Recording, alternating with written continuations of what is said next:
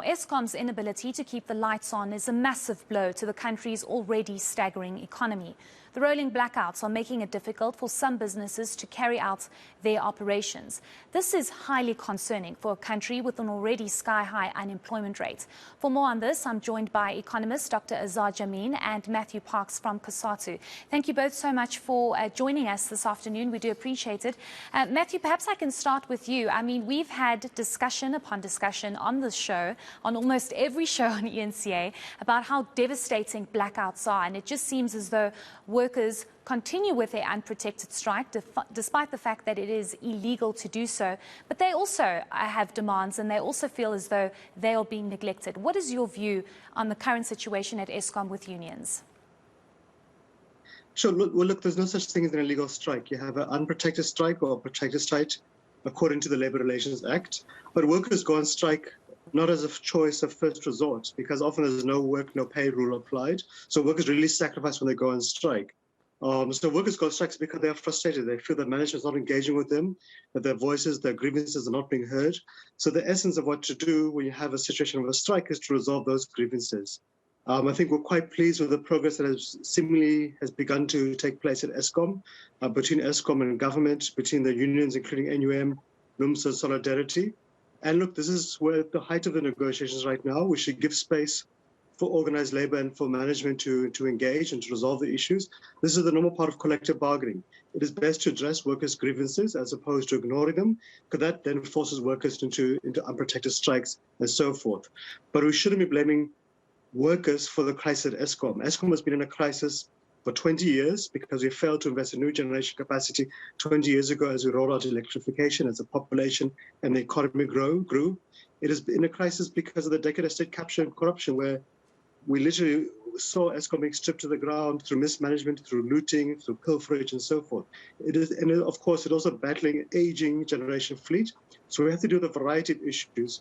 But we've had load shedding not because of the strike, but because of many, many decades of neglect and at times criminal mismanagement of Eskom taking place. Certainly. I mean, those issues have definitely been highlighted, but you have Eskom management saying that this is going to be exacerbated. Load shedding will be exacerbated and possibly get worse because they are also now unable to continue with their maintenance. Perhaps we can bring in Dr. Azar Jammine to speak about the economic impact that these rolling blackouts are having at this stage. And I want to refer to a comment that my colleague Rupuyo Madzena made a few nights ago on South Africa Tonight, where she said that it costs the economy 700 million rand per stage. And we have been subjected to stage 6 load shedding this whole week.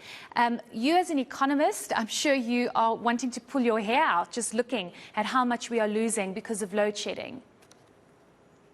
There's no doubt that it's very costly for the economy. And, one can measure it in terms of the daily losses in production. But actually, the biggest damage is in the form of dampening business and consumer confidence from a longer-term point of view. You're finding far less investment into the country, either by local businesses or by foreigners, as a result of this load shedding. You're also seeing a depreciation in the value of the rand now, in line with that loss of confidence and the prospect of less money coming into the country. And as the rand depreciates, that in turn exacerbates inflationary pressures and in turn makes it more likely that interest rates will need to be raised that much further. So there are huge knock-on effects emanating from this. And the effects are likely to be felt for a long period of time. They will not just disappear once the load shedding is over. There will be a continued uncertainty as to whether or not we will see a repetition of that load shedding. What has been particularly pernicious about the latest round of load shedding is that it has been more intense than anything that we have seen hitherto. And therefore, people are now starting to think, well, there is absolutely no solution. It's just going to get still worse. And therefore, the prospects for this country and its economy are absolutely dire. Certainly. Matthew, let's bring you back in here, with many saying that this deadlock with Eskom and unions workers was inevitable, because we saw this, if I'm not mistaken, I actually covered the story in 2018 and in 2019. The question here is, many are saying that there is a high wage demand, and what unions are asking for is not possible given the current financial state that Eskom is in. But on the other hand, workers are saying we have not had increases, everything has gone up, and we are subjected to the failures of Eskom. What is your view? Do you think what unions and workers are asking for is fair enough? No, we think it's completely fair. It's reasonable. Workers are struggling. They are highly indebted. They are being battered by inflation. Inflation last month was about 6.5%. But when you look at the impact of inflation upon workers, it's actually much higher, because the average worker spends at least about a quarter of the salary on transport, and that's going up with the continuous the highest ever fuel prices. That has an impact upon food. It also has an impact upon electricity. We've seen the electricity prices affecting workers across the country being double digits since 2006 on average. But also those workers who are lucky to have jobs, who are lucky to receive salaries, are supporting relatives who have lost their jobs over the past 2 years, where we saw 2 million jobs being lost. They're supporting relatives who have lost wages. So they really are feeling a pinch. Unions go into a negotiation and they might say we want 15% or 12%, whatever. And there's a negotiation. You will resolve somewhere around the middle normally, give or take. That's part of the negotiation process. You don't come in and just say, well, we want 5% and you stop it there. So there are give and takes. We should also recall at the beginning of this process, and even previously, a few years ago, I think, as you're recalling, Heidi, Eskom actually offered workers a 0% increase. So when you offer a 0% increase to people who are really struggling, it makes it very, very difficult to have a conducive environment to engagements. We should also be asking, can we afford to have management at Eskom, at many SOEs and parastatals in the private sector, earning huge salaries, 8 million rand, 6 million rand? A few years ago, we had about 800 managers at Eskom earning over 1 million rand each. We should really be asking, can we afford to have these huge wage gaps in our parastatals and in our private sectors, companies, where management earns millions of rands and workers are paid barely a living wage if they're lucky? We saw a similar thing recently at Sibanye, where the management refused to give workers a 150 rand increase to mine workers, yet the CEO, Neil Farmer, was making about 300 million rand package in a single year. So we should be less keen to blame workers for their poverty and more keen to say, what can we do to make sure we have a more fair, equal distribution of the salary pool in South Africa? We should remember that we are the most unequal nation in the world, and workers have the right to see their wages being protected from inflation, to take care of their families. And of course, if workers are paid a living wage, it benefits the economy, because who else is going to buy the goods we produce, our clothes, our food, our cars, our cell phones, whatever, if workers don't have enough money to buy goods? So it's also in the economy's interest to see workers being paid a decent wage. And that's always been the argument, hasn't it, Matthew, especially with how workers are the ones that bear the brunt and suffer the most.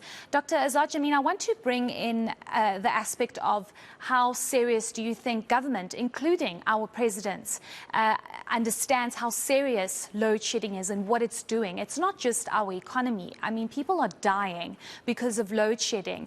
For example, if we just bring the health aspect at Rahima Musa Hospital, you have doctors saying there, we don't have capacity to be reliant on a generator. Hospitals should be excluded from load shedding because children are dying. And I wonder, in your view and opinion, do you think the president is more than shocked or regrets load shedding, like we've heard him say, and he understands how serious this is and the urgent attention it needs?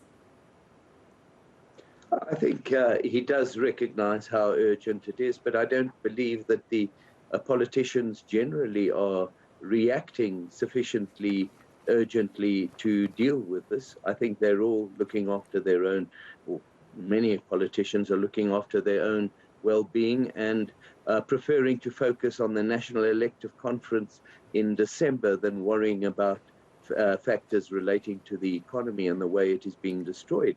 And unfortunately, I don't think they fully appreciate how this is going to reverberate on their own well-being in the longer term in terms of the performance of the ruling party in future elections. I think this is devastating, and I get the sense that this is doing more damage to ANC prospects than anything that we've seen hitherto. And Matthew, I want to ask you who you think should take responsibility for all of this. We've seen CEO after CEO, and we're not just talking about Eskom as an SOE, we're talking about almost every SOE that we've seen CEO after CEO, and every CEO or every board says it's not our fault, we can't get involved, it was the previous management. But at the end of the day, we sit in this mess, we don't have electricity, we are told, well, we can't maintain the power stations, we need more power stations. Speak to the Department of Energy and Mineral Resources, and it just seems as though no one has a solution and no one wants to take accountability. Your view? Yeah. Look, obviously at any company, including an SOE, including Eskom, the management must take responsibility. And in this case, because Eskom is a state-owned company, government too collectively and individually must take responsibility. I think for us as Cosatu, what is key for us is to find the solutions. You know, we have an Eskom social compact agreed to at NEDLAC. I think for us it's about accelerating implementation. So can we give additional support to Eskom to cut its debt burden, which is unmanageable, from 400 billion rand to a more manageable level of 200 billion rand. This can free up badly needed revenue to ramp up maintenance, which can help ease load shedding, to also assist Eskom to invest in additional generation capacity. The president announced the 100 megawatt embedded generation interventions last year, June, July, but we've seen huge delays in bureaucratic red tape, obstacles, getting additional generation on board. So we need to really remove all of those kind of bureaucratic obstacles, because right now, we only have about half of our generation capacity on board, and much of it simply too old. We need to free up that space. We do need to accelerate our efforts to tackle corruption, wasteful expenditure, which is still severely endemic at Eskom. We need to look at making sure that we have the right skills at the right place at Eskom. You remember the previous leadership of Eskom had actually shifted a huge amount of the manager and skilled force to the head office. We need to actually see those skills being decentralized to the various power stations. That's really the critical core phase of Eskom. And of course, Eskom does need to resolve the current wage engagements with organized labor as quickly as possible. So for us, those are the critical things that need to be done. We're not so much interested in who's to blame because, well, all of them are to blame, to be honest. But right now, it's critical for the economy, for every single worker and family, for every business and all the sectors, is to get Eskom working and to expand generation capacity. You know, Matthew, I wonder if ever in our lifetime we'll see Eskom working. I just hope and pray so. But thank you so much. We could talk about this forever, but hopefully there's a solution that's met. Thank you so much. That was Economist Dr. Azar Jammine, as well as Matthew Parks from Cosatu.